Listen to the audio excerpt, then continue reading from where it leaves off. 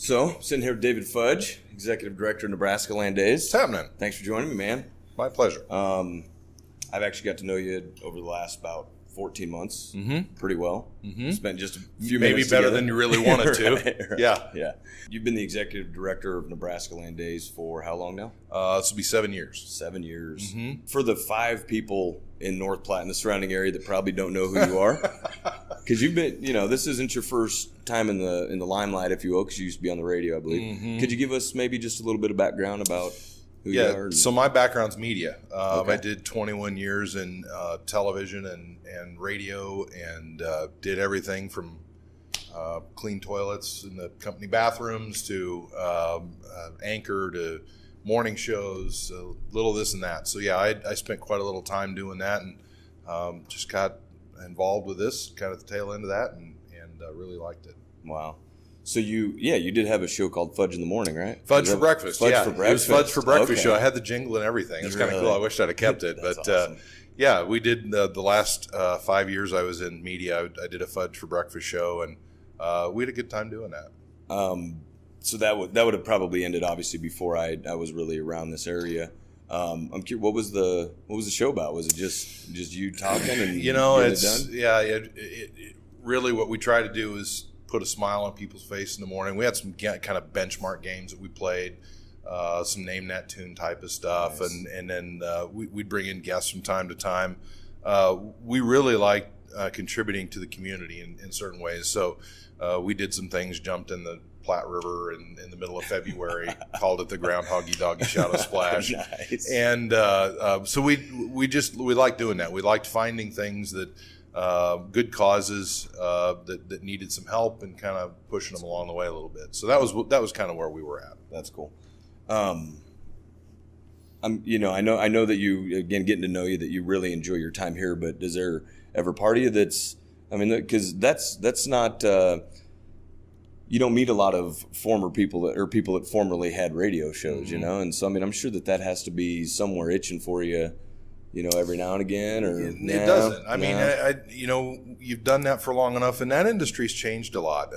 Media has changed a lot. There's been a lot of acquisitions and the staff eliminations and that sort of thing. And when I left, I was doing radio shows in 4 different markets every day, and I didn't feel at that point like I was serving those communities very well. And so the industry had just changed enough, and I didn't change with it. I didn't like the way it was going, and so it was time to go. And so, but I think, and again, maybe we've never really. Someone had told me this, but you have a pretty, music's your thing, right? Like that's probably really where a lot of this has come from, whether it is radio or out here. Yeah, it was very musical in high school, and performed a lot, and then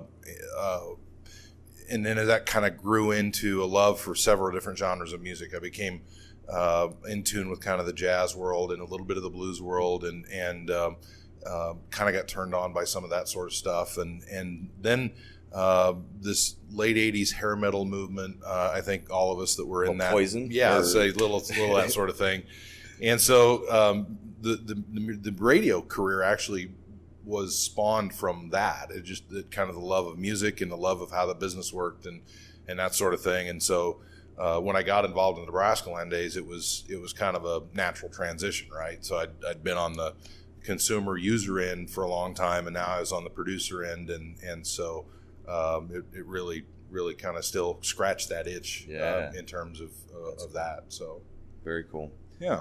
And so you did 7. So when did you start on the board? So 2005 was my rookie year, Okay. and so then I did 6 through 11 on the board. Those were my board term years, and then our executive director quit 2 weeks after my board term ended.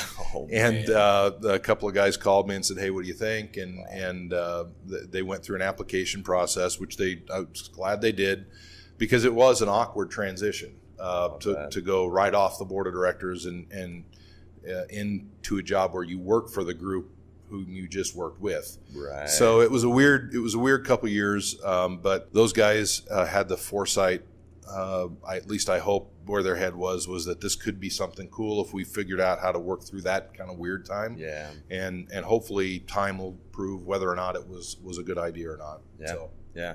Well, I think, and again, with just my 14 months of knowledge under my belt now, it does seem like they made a pretty good decision. So well, we hope so. Your goal is always to leave whatever you are doing better than how you found it. And so I think that will be how we're judged here once we're done and gone, and the next folks take over. But that test of time will take place somewhere down the road, and we just like doing what we're doing. Yeah.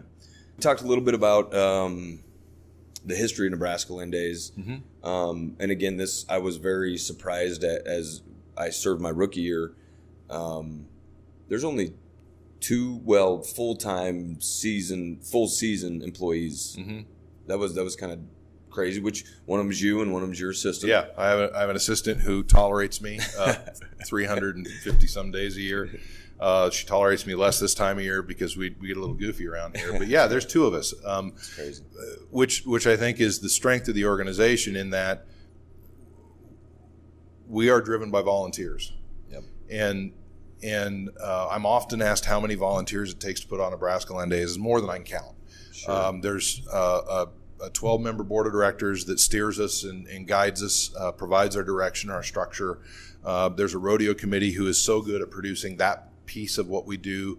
There are individual committees for all the little events that you see happen around town. A lot of them are service clubs. Some of them are private entities, that sort of thing. But that, I think, is the greatest strength of us, is it's a collection of all of us, all of our ideas in the community, and we bring it together for 11 days in June, and we call it NebraskaLand Days. And I think that's why we have been successful, is because we have so much buy-in from the community because of the way that's structured. Another thing that I was surprised with was, and you correct me if I'm wrong, so I'm still learning on the fly here, mm-hmm. NebraskaLand Days only actually has 3 events that we put on during the celebration. Somewhat. I mean, there's really only 3 ways we make money out here. Okay. Right?